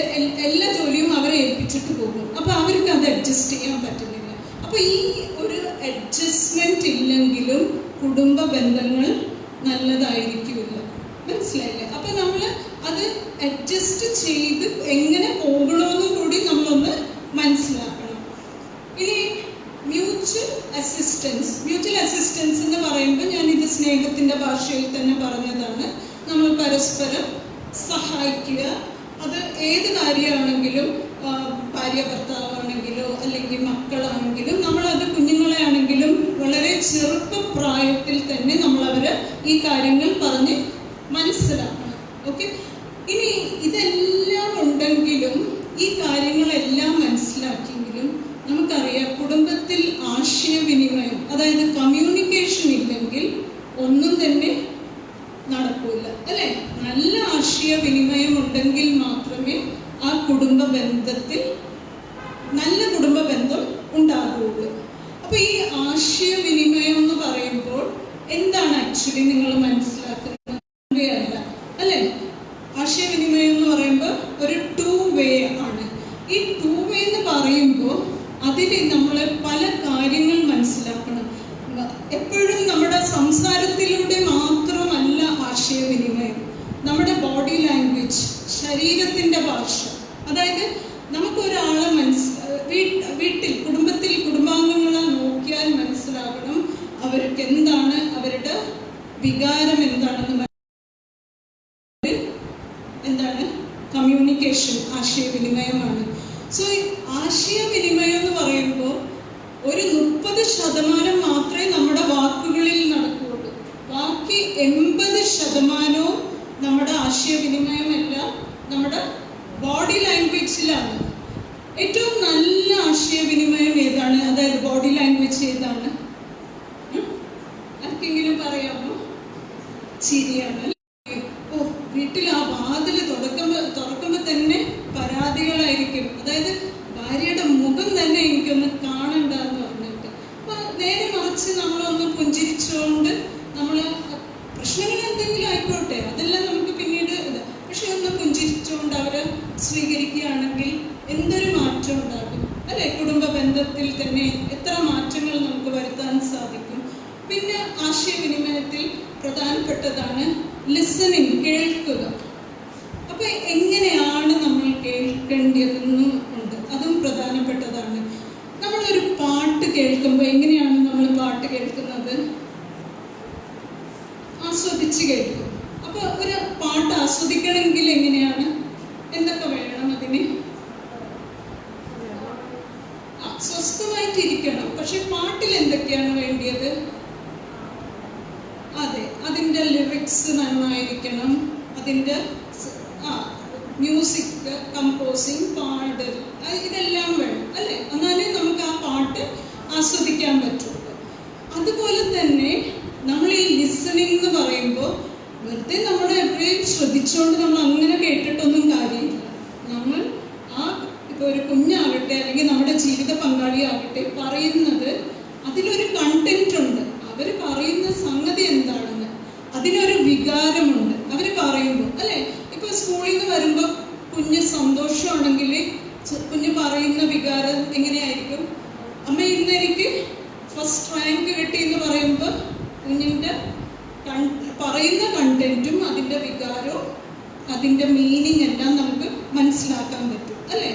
അതുപോലെ ആയിരിക്കണം നമ്മുടെ ലിസണിങ്. അതായത് അവർ പറയുന്ന കാര്യങ്ങൾ എന്താണ്, അതിലെന്താണ് വികാരം, ആ പറയുമ്പോഴുള്ള വികാരം, ഇതെല്ലാം ഒരുമിച്ചായിരിക്കണം നമ്മൾ ലിസൺ ചെയ്യേണ്ടത്. എന്നാൽ മാത്രമേ അതൊരു ലിസണിങ് ആകുള്ളൂ. അല്ലെങ്കിൽ അത് വെറുതെ കേൾക്കുന്നത് മാത്രമായിരിക്കുള്ളൂ. അപ്പൊ നമ്മള് കേൾക്കേണ്ടത്, ഞാൻ പറഞ്ഞു സംസാരിക്കേണ്ടതും കേൾക്കേണ്ടതും എങ്ങനെയാണെന്ന് പറഞ്ഞിട്ട്, നമുക്ക് ദൈവം 2 ചെവി തന്നിട്ടുണ്ട്, ഒരു വായയുള്ളൂ, അല്ലെ? അപ്പൊ ഏതാണ് നമ്മൾ കൂടുതൽ ചെയ്യേണ്ടത്? കേൾക്കണോ അല്ലെങ്കിൽ സംസാരിക്കണോ? കേൾക്കണം, അല്ലെ? ബിക്കോസ് 2 ചെവിയുണ്ട്. അപ്പൊ 2 ചെവിയും ദൈവം തന്നിട്ടുള്ളത് കൂടുതൽ കേൾക്കാനും കുറഞ്ഞ് സംസാരിക്കാനാണ്. ഓക്കെ.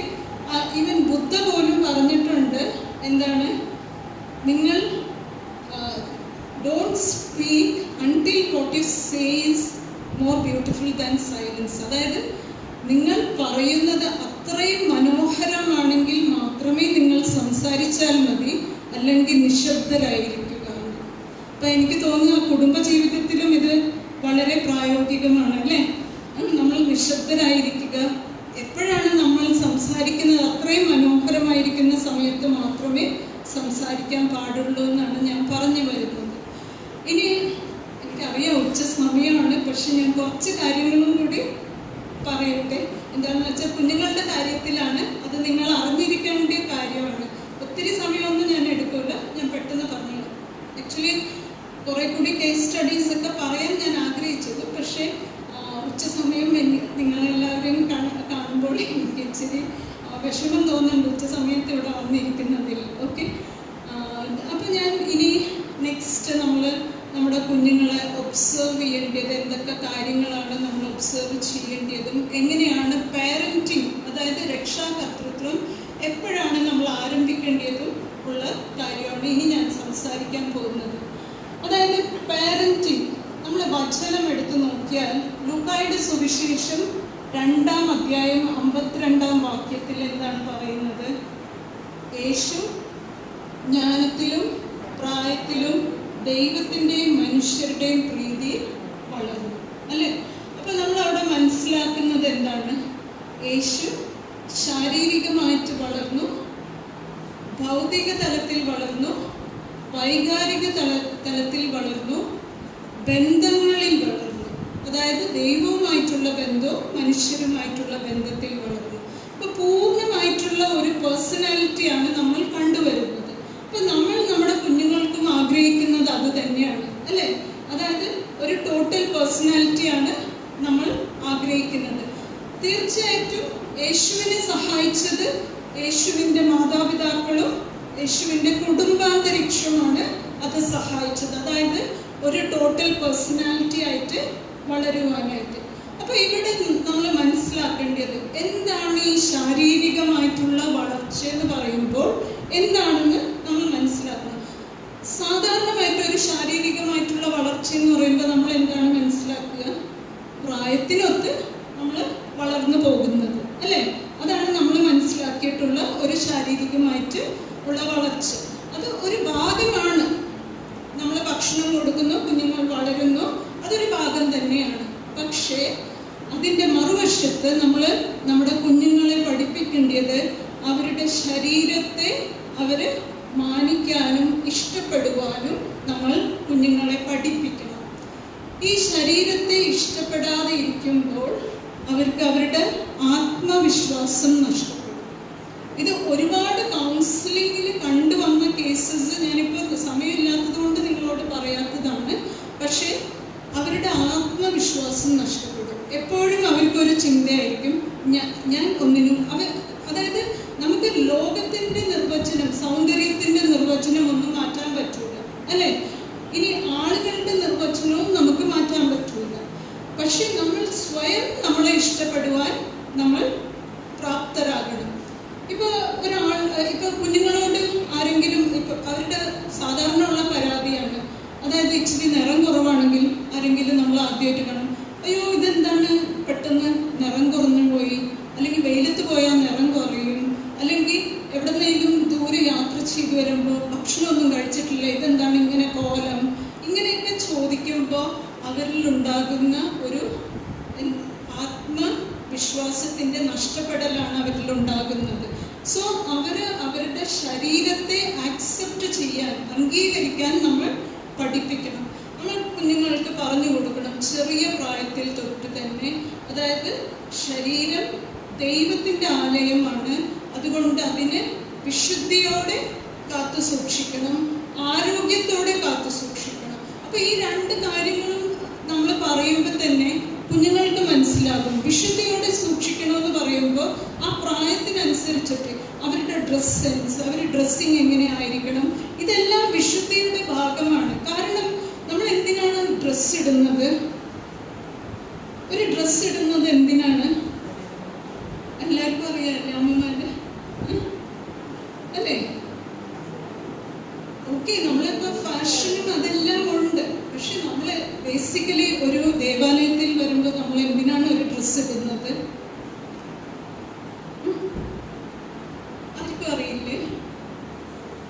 ആരും മിണ്ടുന്നില്ല.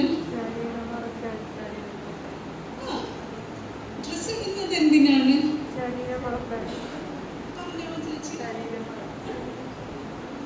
ചേച്ചി മാസ്ക് എടുത്താലേ അതെ, അതാണ് കറക്റ്റ്. ഓക്കെ, അപ്പൊ അതുകൊണ്ട് നമ്മൾ കുഞ്ഞുങ്ങളെയും കൂടി നമ്മൾ പഠിപ്പിക്കണം. നമ്മൾ ദേവാലയത്തിൽ പോകുമ്പോൾ വിശുദ്ധിയോടെ പോകണം. അതുകൊണ്ട് അമ്മമാരും ശ്രദ്ധിക്കണം. നമ്മൾ പലപ്പോഴും എന്താണ് ചെയ്യാറുള്ളത്, കുഞ്ഞല്ലേ അപ്പൊ കുറച്ച് ഫാഷനൊക്കെ ചെയ്ത് ഡ്രസ്സൊക്കെ ബാക്കില്ല, കൈയില്ല, ഇങ്ങനെ പല രീതിയിൽ പോകാതെ. അപ്പൊ ഈ കുഞ്ഞുങ്ങൾക്ക് കൊടുക്കുന്ന ആദ്യ പാഠങ്ങളാണ് പിന്നീടും അവർ ചെയ്യുന്നത്. കാരണം കുഞ്ഞുങ്ങളുടെ ഡെവലപ്മെന്റ്, അതായത് അവരുടെ വളർച്ചയിൽ അവർക്ക് ആദ്യ 6 വർഷം കിട്ടുന്ന പാഠമാണ് പിന്നീട് അവർ ജീവിതത്തിൽ, അതായത് അനുഭവങ്ങൾ. എന്ത് അനുഭവമാണ് അവർക്ക് ആദ്യ 6 വർഷം കിട്ടുന്നത്, അതാണ് പിന്നീടും അവരുടെ ജീവിതത്തിൽ അവർ ചെയ്യുന്നത്. സോ അതുകൊണ്ട് കുഞ്ഞു പിള്ളേരാണെങ്കിലും നിങ്ങൾ അവരുടെ ഡ്രസ്സിംഗ് പോലും നിങ്ങൾ വളരെ ശ്രദ്ധാപൂർവം തന്നെ ചെയ്യണം. ഇനി രണ്ടാമതായിട്ട് ആരോഗ്യത്തിന്റെ കാര്യം, ശരീരത്തിന്റെ ആരോഗ്യം. നമ്മൾ അത് പറയണം, ദൈവം വസിക്കുന്ന ആലയമാണ്. സോ വിശുദ്ധി മാത്രം പോരാ, ആരോഗ്യം കൂടി വേണം, അല്ലെ? അപ്പൊ അതുകൊണ്ട് ഈ കാര്യങ്ങൾ നമ്മൾ മനസ്സിലാക്കി കൊടുക്കുമ്പോൾ കുഞ്ഞുങ്ങൾ അവരുടെ ശരീരം, അതായത് അതിന്റെ വിശുദ്ധി നമ്മൾ പ്രായത്തിനനുസരിച്ച് അവർക്ക് മനസ്സിലാക്കി കൊടുക്കണം, വിശുദ്ധി എങ്ങനെയാണെന്ന്. ഇപ്പൊ ഒരു കുഞ്ഞാണെങ്കിൽ അവർക്ക് വ്യഭിചാരം എന്ന് പറഞ്ഞാലൊന്നും അവർക്ക് മനസ്സിലാവില്ല. നമ്മൾ 5ാം ക്ലാസ്സിൽ അവരോട് പറയും ഇന്ന പ്രമാണം വ്യഭിചാരം ചെയ്യരുതെന്ന്. ഒരു കുഞ്ഞിന് എന്ത് മനസ്സിലാകും എന്താണ് വ്യഭിചാരം എന്ന്? അപ്പോഴാണ് നമ്മൾ അതിനെ പരിചയപ്പെടുത്തേണ്ടത്. ശരീരം വിശുദ്ധിയോടെ, അത് ആരും തുടരുത്, സേ നോ, മനസ്സിലായില്ലേ? അങ്ങനെയാണ് നമ്മൾ അവരെ ഈ വിശുദ്ധിയിലേക്ക് പരിചയപ്പെടുത്തുന്നത്. ഇനി രണ്ടാമതായിട്ട് നമ്മൾ ഭൗതിക തലത്തിൽ, നമ്മളെല്ലാവരും ഭൗതിക തലത്തിൽ വളരെ ശ്രദ്ധ കാണിക്കാറുണ്ട്, അല്ലെ? നമ്മൾ കുട്ടികളെ ട്യൂഷൻ അയക്കാറുണ്ട്. പിന്നെ എന്താണ് ചെയ്യാറുള്ളത്, പല ബ്രഹ്മി ഇങ്ങനെ എന്തൊക്കെയോ വാങ്ങിച്ചു കൊടുത്ത് നമ്മൾ അവരുടെ ഭൗതിക തലത്തിലുള്ള ബുദ്ധി വളർത്താൻ കാര്യങ്ങൾ ചെയ്യാറുണ്ട്. പക്ഷെ ഇതൊന്നും ചെയ്താലൊന്നും നമ്മുടെ കുഞ്ഞുങ്ങളുടെ ബുദ്ധി വളരില്ല. ഏറ്റവും നല്ലത് നമ്മൾ അവരെ ക്രിയാത്മകമായിട്ട് ചിന്തിക്കുവാൻ പഠിപ്പിക്കണം. ഇന്നത്തെ കാലത്ത് ഈ ട്യൂഷന് പോകുന്നത് കൊണ്ടാണ് നമ്മുടെ കുഞ്ഞുങ്ങൾക്ക് ചിന്തിക്കാനുള്ള ശക്തി നഷ്ടപ്പെടുന്നത്. അവർ ഒന്നും ചിന്തിക്കുന്നില്ല. അവിടെ ട്യൂഷന് പോകും, മിസ് പറഞ്ഞു കൊടുക്കും, അവരത് പഠിക്കും, അവർ വീട്ടിൽ വരും. അവർ ക്രിയേറ്റീവായിട്ട്, ക്രിയാത്മകമായിട്ട് ചിന്തിക്കുവാൻ പഠിച്ചെങ്കിൽ മാത്രമേ അവർ ഭൗതിക തലത്തിൽ നല്ല രീതിയിൽ വളരുകയുള്ളൂ. അത് എല്ലാ മാതാപിതാക്കളും ശ്രദ്ധിക്കേണ്ടത്. നിങ്ങളുടെ ട്യൂഷൻ ഒക്കെ അത്ര അത്യാവശ്യമാണെങ്കിൽ മാത്രമേ കുഞ്ഞുങ്ങളെ ട്യൂഷനിൽ വിട്ടാൽ മതി. അല്ലെങ്കിൽ അവർക്ക് അതിൻ്റെ ആവശ്യമില്ല. അവർ തന്നെ ക്രിയാത്മകമായിട്ട് ചിന്തിച്ച് പഠിക്കേണ്ടതാണ്. നമ്മൾ യേശുവിൽ കണ്ടുവന്നതും അത് തന്നെയാണ്. ദേവാലയത്തിൽ ചെന്ന് യേശു എന്താണ് ചെയ്തത്? ചോദ്യങ്ങൾ ചോദിക്കുകയായിരുന്നു, അല്ലെ? ഒരുപാട് ചോദ്യങ്ങൾ ചോദിക്കുകയായിരുന്നു. അങ്ങനെയാണ് നമ്മൾ ചോദ്യങ്ങൾ ചോദിക്കുമ്പോഴാണ് നമ്മൾ ആക്ച്വലി വളരുന്നത്. ഇനി മൂന്നാമതായിട്ട് വൈകാരിക തലത്തിൽ, ഇതാണ് ഏറ്റവും പ്രധാനപ്പെട്ടത്. കാരണം ഇന്ന് നമ്മുടെ കുഞ്ഞുങ്ങൾക്ക് അവരുടെ വികാരങ്ങൾ പ്രകടിപ്പിക്കുവാൻ അറിയുന്നില്ല. നമ്മൾ പലപ്പോഴും പേരൻസ് പറയും, എന്തൊരു ദേഷ്യം, എല്ലാ സാധനങ്ങളൊക്കെ ഇങ്ങനെ വലിച്ചെറിയുന്നുണ്ട് എന്ന് പറഞ്ഞു. അപ്പൊ നമ്മൾ കുഞ്ഞുനാൾ മുതലേ നമ്മൾ കുഞ്ഞുങ്ങളെ വികാരങ്ങൾ പ്രകടിപ്പിക്കുവാൻ അവരെ പഠിപ്പിക്കണം. അത് ഇപ്പൊ ഫോർ എക്സാമ്പിൾ പറയുകയാണെങ്കിൽ, കുഞ്ഞുങ്ങളെ പലപ്പോഴും നമ്മുടെ ഒരു കൾച്ചർ അനുസരിച്ചിട്ട് എങ്ങനെയാണ് വികാരങ്ങൾ പ്രകടിപ്പിക്കരുതെന്നാണ് നമ്മൾ അവരെ പഠിപ്പിക്കുന്നത്. ഇപ്പൊ ഒരു ആൺകുഞ്ഞ് കരയുകയാണെങ്കിൽ നമ്മൾ എന്ത് പറയും? അയ്യോ, ആൺകുട്ടികൾ കരയരുത്, നാണക്കേടാണെന്ന് പറഞ്ഞിട്ട്. അപ്പോൾ എവിടെയെങ്കിലും എഴുതിയിട്ടുണ്ടോ ഇങ്ങനെ ആൺകുട്ടികൾ കരയരുത്, പെൺകുട്ടികൾ മാത്രമേ കരയണമെന്ന് പറഞ്ഞിട്ട്? ഇല്ല. അവന്റെ വികാരം പ്രകടിപ്പിക്കാനുള്ള അനുവാദം കൊടുക്കണം. അതിപ്പോ പ്രത്യേകിച്ചും ആണുങ്ങളാണ് നമ്മൾ കണ്ടുവരുന്നത്. എന്താണ്? ഒരു വികാരവും പ്രകടിപ്പിക്കില്ല, കരയൂല, ഒന്നുമില്ല, ഒരു വികാരവും പ്രകടിപ്പിക്കില്ല. അത് നമ്മൾ സപ്രസ് ചെയ്താൽ എന്ത് സംഭവിക്കും എന്ന് പറഞ്ഞാൽ, ഒരു ഉദാഹരണം പറയാം. ദേഷ്യമൊക്കെ നമ്മൾ ഉള്ളിൽ ഇങ്ങനെ ഒതുക്കി വെച്ചാൽ പിന്നീട് അതൊരു വിഷാദത്തിലേക്ക് നയിക്കും. അങ്ങനെ വരാനുള്ള ഒരു സാധ്യത ഉണ്ട്. അതുകൊണ്ട് നമ്മൾ ആരോഗ്യകരമായ രീതിയിൽ കുഞ്ഞുങ്ങളെ വികാരം പ്രകടിപ്പിക്കുവാൻ നമ്മൾ അവരെ കുഞ്ഞുനാൾ മുതലേ പഠിപ്പിക്കണം. അതുകൊണ്ടാണ് നമ്മൾ കുട്ടികളെ കാണും, അവർക്ക് ഒരു തോൽവി സംഭവിച്ചാൽ എന്താണ് അവർ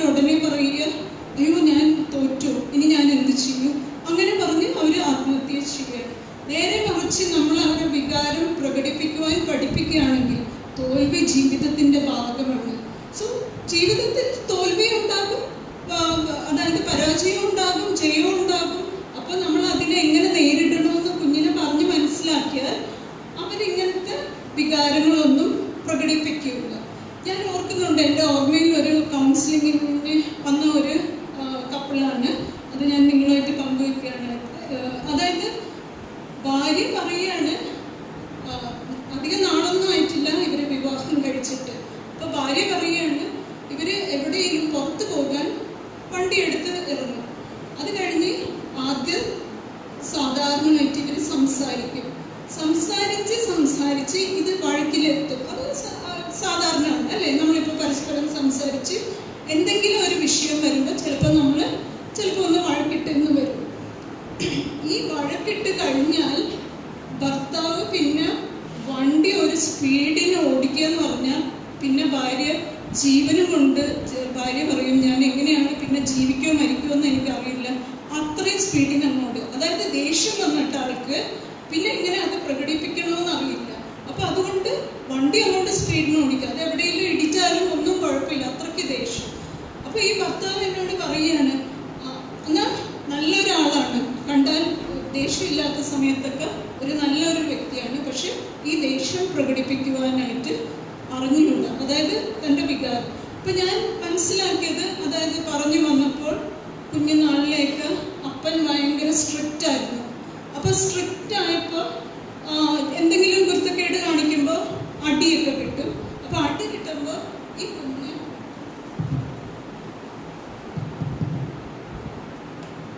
അടി കിട്ടുമ്പോൾ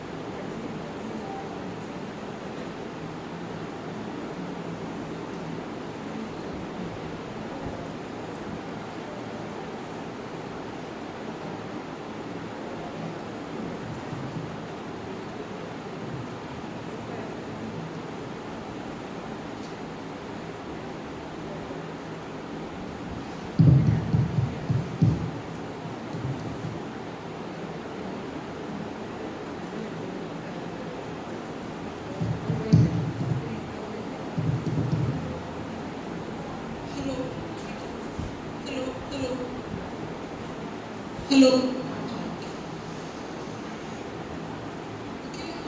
ഞാൻ പറഞ്ഞു വന്നത് നമ്മുടെ വികാരങ്ങളെ നല്ല രീതിയിൽ നമ്മൾ പ്രകടിപ്പിക്കുവാനായിട്ട് കുഞ്ഞുങ്ങളെ പഠിപ്പിക്കണം. അത് കുഞ്ഞുനാൾ തന്നെ നമ്മൾ കാണുമ്പോൾ തന്നെ അതിനുള്ള അതായത് അവരുടെ വികാരങ്ങൾ ആരോഗ്യപരമായ രീതിയിൽ എങ്ങനെയാണ് പ്രകടിപ്പിക്കുന്നത് അവർക്ക് മനസ്സിലാക്കി കൊടുത്താൽ മതി.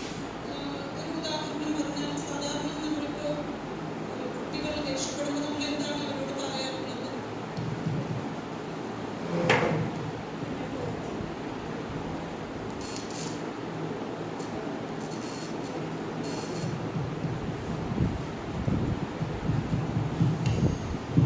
Hello mister. ഹലോ.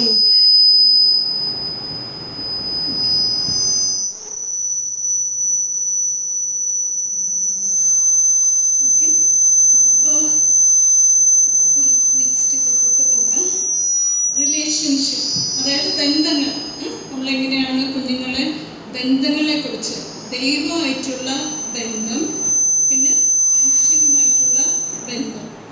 അപ്പോൾ ഈ ദൈവവുമായിട്ടുള്ള ബന്ധം എന്ന് പറയുമ്പോൾ നമ്മൾ കുഞ്ഞുനാൾ തൊട്ട് തന്നെ കുഞ്ഞുങ്ങൾക്ക് ഈ ബന്ധം എങ്ങനെ ആയിരിക്കണം. ഞാൻ ആദ്യം തന്നെ ഔസപിതാവിൻ്റെ കുടുംബത്തെ പരിചയപ്പെടുത്തിയപ്പോൾ ഞാൻ പറഞ്ഞു അല്ലേ, അത് 2 വേ ആയിരിക്കണം ഈ റിലേഷൻഷിപ്പ്. പലപ്പോഴും നമ്മൾ മാതാപിതാക്കൾ പഠിപ്പിക്കുന്നത് കുഞ്ഞുങ്ങൾ ഒരു 1 വേ കമ്മ്യൂണിക്കേഷനാണ് ദൈവവുമായിട്ടുള്ള ബന്ധം.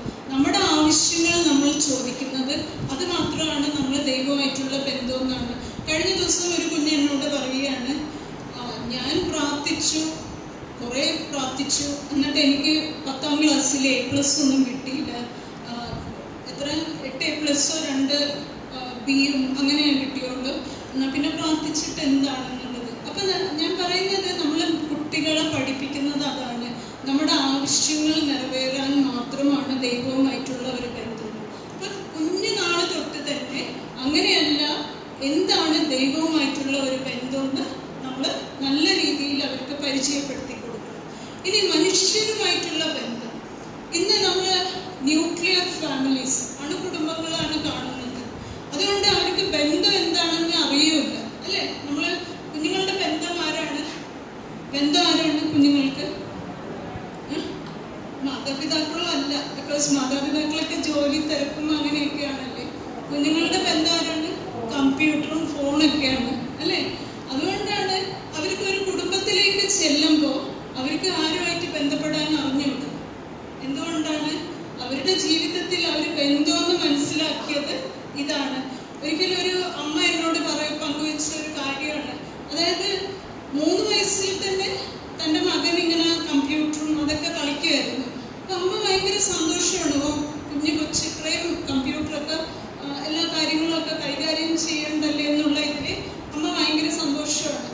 അത് കഴിഞ്ഞിട്ട് ഈ കുഞ്ഞ് പിന്നീട് കമ്പ്യൂട്ടർ എഞ്ചിനീയറായി, പിന്നെ അമേരിക്കയിലോട്ട് പോയിട്ട്, പിന്നെ അമ്മ പറയുകയാണ്, ഇപ്പോഴാണ് അതിൻ്റെ ഭവിഷ്യത്ത് മനസ്സിലായത്. അവൻ ഫുൾ ടൈം കമ്പ്യൂട്ടറാണ്, അവൻ ആരായിട്ടും ബന്ധം ഇല്ല, മാതാപിതാക്കളായിട്ടും ബന്ധമില്ല, ഫോൺ വിളിച്ചാലും ഫോൺ എടുക്കില്ല, ഫുൾ ടൈം കമ്പ്യൂട്ടറാണെന്ന്. അപ്പോൾ നമ്മുടെ കുഞ്ഞുങ്ങൾ എങ്ങനെയാണ് വളരുന്നത്? ബന്ധങ്ങൾ അവരുടെ ആരാണ്? അതായത് അവരുടെ ബന്ധുക്കൾ ആരാണ്? ഫോണും മൊബൈലും അല്ലെങ്കിൽ കമ്പ്യൂട്ടറും ഇതൊക്കെയാണ്. അപ്പോൾ നമ്മൾ ആ ബന്ധങ്ങൾ അവർക്ക് തിരിച്ചറിയാനും എങ്ങനെയാണ് നല്ല ബന്ധങ്ങൾ ഉണ്ടാക്കാനും നല്ല ബന്ധങ്ങൾ എങ്ങനെയാണ് സൂക്ഷിക്കുക എന്നുള്ളത് നമ്മൾ കുഞ്ഞുനാൾ മുതൽ തന്നെ. നമ്മൾ സാധാരണ അമ്മമാരൊക്കെ ഞാൻ കണ്ടിട്ടുണ്ട്, ആരെങ്കിലും വീട്ടിലേക്ക് വരുമ്പോൾ അവരുടനെ കുഞ്ഞിനെ മാറ്റിയിരുത്തി വേറെ മുറിയിലിരുത്തിയിട്ട്, അവന് പഠിക്കാനുണ്ട്, അപ്പോൾ അതുകൊണ്ട് അവൻ പുറത്തോട്ടൊന്നും വരുന്നില്ല എന്ന് പറഞ്ഞ് ഇങ്ങനെ മാറ്റിയിരുത്തും.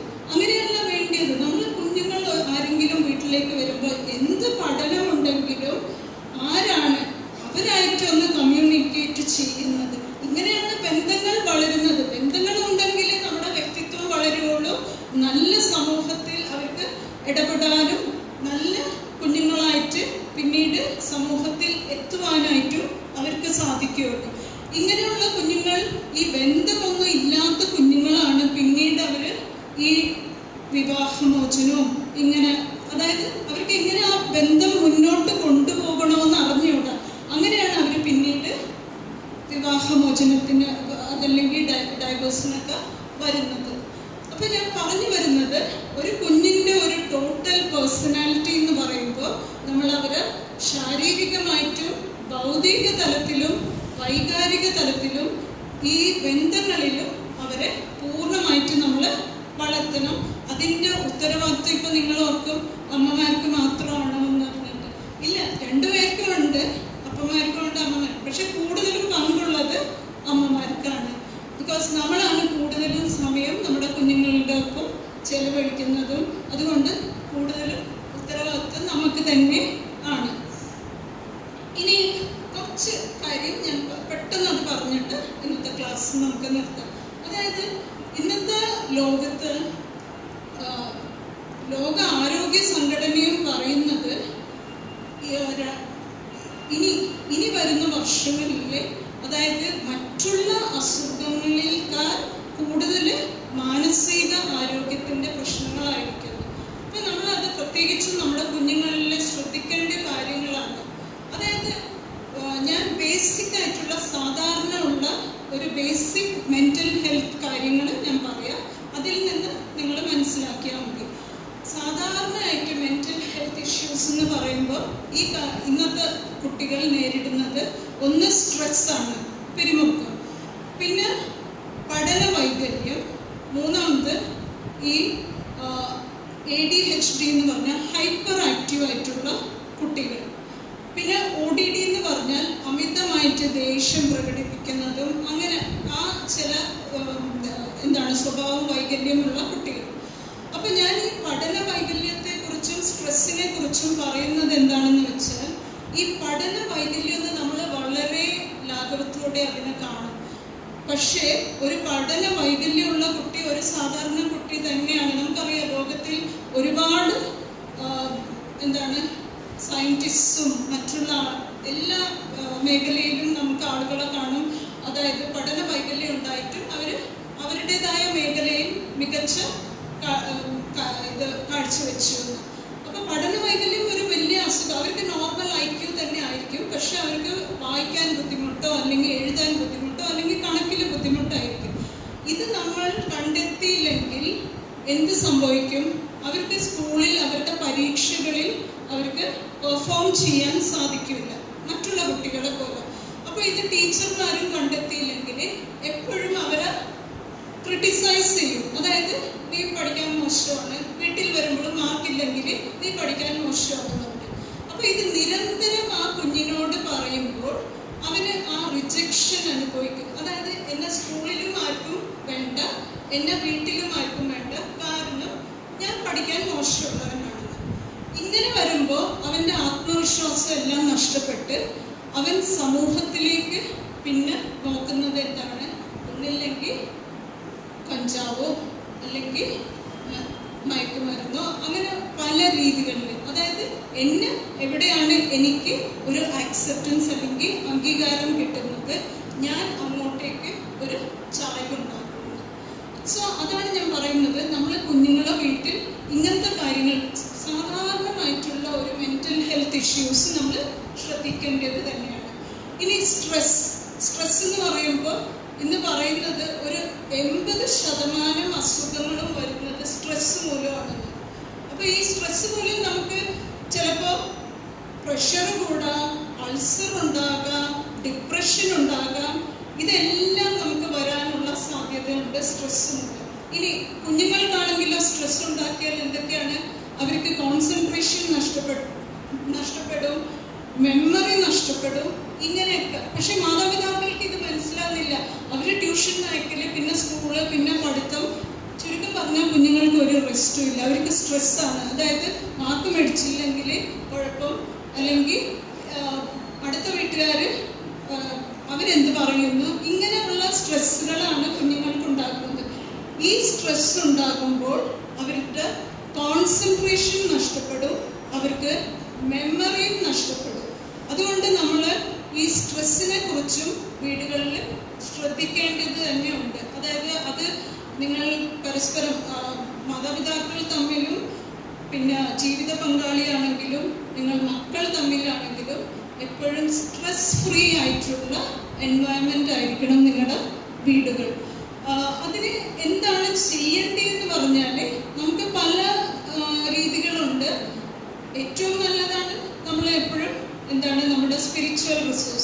ആത്മീയ തലത്തിൽ.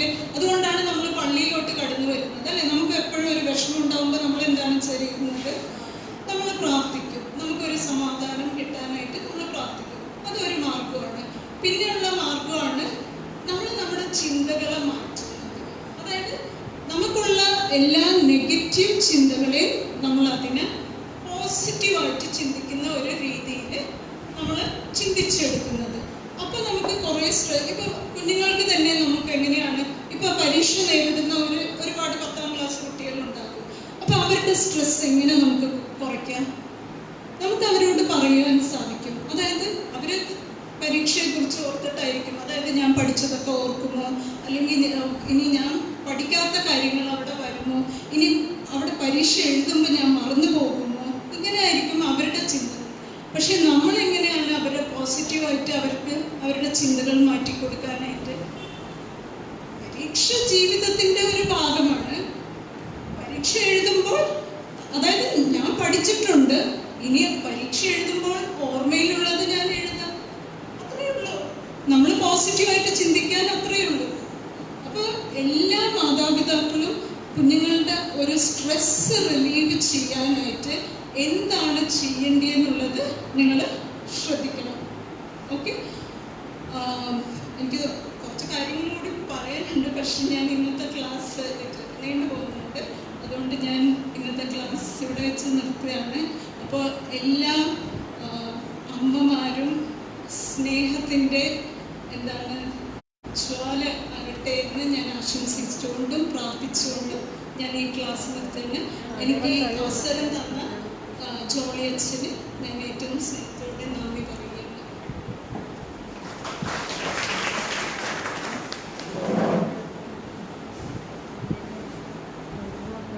സ്നേഹത്തിലുള്ളവരെ, അവസര പിതാവിൻ്റെ വർഷത്തിൽ നമുക്ക് അമ്മമാർക്ക്, ചേച്ചിമാർക്ക്, വിവാഹ യുവതികൾക്ക് വേണ്ടിയുള്ള ഒരു സെമിനാറാണ്. ഞാനപ്പോൾ തുടക്കം മുതൽ അവസാനം വരെ കേട്ടുകൊണ്ടിരിക്കുകയാണ്. നല്ലതായിട്ട് നിങ്ങൾക്ക് തോന്നിയാൽ പറ നന്നായിട്ട് എനിക്ക് തോന്നി. ഞാൻ തുടക്കം മുതൽ കേൾക്കുന്നുണ്ടായിരുന്നു, നന്നായിരുന്നു. തീർച്ചയായിട്ടും ഞാൻ കാണാത്തൊരു വ്യക്തി ഒരച്ഛൻ പറഞ്ഞു തന്ന സ്നേഹത്തോടെ നല്ല കാര്യങ്ങൾ പറഞ്ഞപ്പോൾ സന്തോഷം തോന്നി.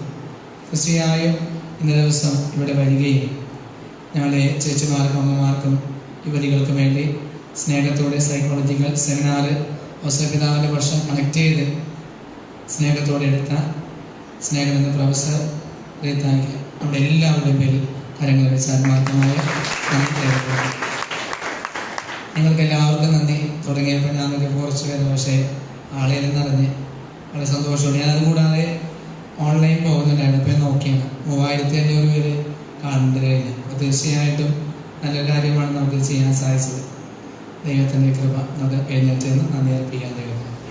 സ്വർഗസ്നായ ഞങ്ങളുടെ പിതാവേ, അങ്ങയുടെ നാമഭൂതമാകണമേ, അങ്ങ് രാജ്യം വരണമേ, അങ്ങയെ തിരുമനസ്സ് സ്വർഗത്തിലെ പോലെ ഭൂമിയിലുമാകണമേ. ഞങ്ങളെ ഞങ്ങൾ ക്ഷമിക്കുന്നത് പോലെ ഞങ്ങളെ ഏറ്റവും ഞങ്ങൾ ക്ഷമിക്കണമേ. ഞങ്ങളെ പ്രാപത്തിൽ ഉൾപ്പെടുത്തരുതേ. തിരുമേനിഷ് നന്മാർന്ന മറിയമേ സ്വസ്തി, കർത്താവ് അങ്ങയിലൂടെ സ്ത്രീകൾ അനുഗ്രഹിക്കപ്പെടവളാകുന്നു. അങ്ങയുടെ ഫലമായി യേശു അനുഗ്രഹിക്കപ്പെടവനാകുന്നു.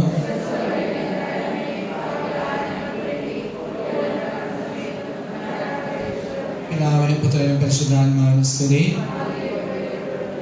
ഈശോ മിശിഹായ്ക്കും സ്തുതിയായിരിക്കട്ടെ. നിങ്ങൾക്ക്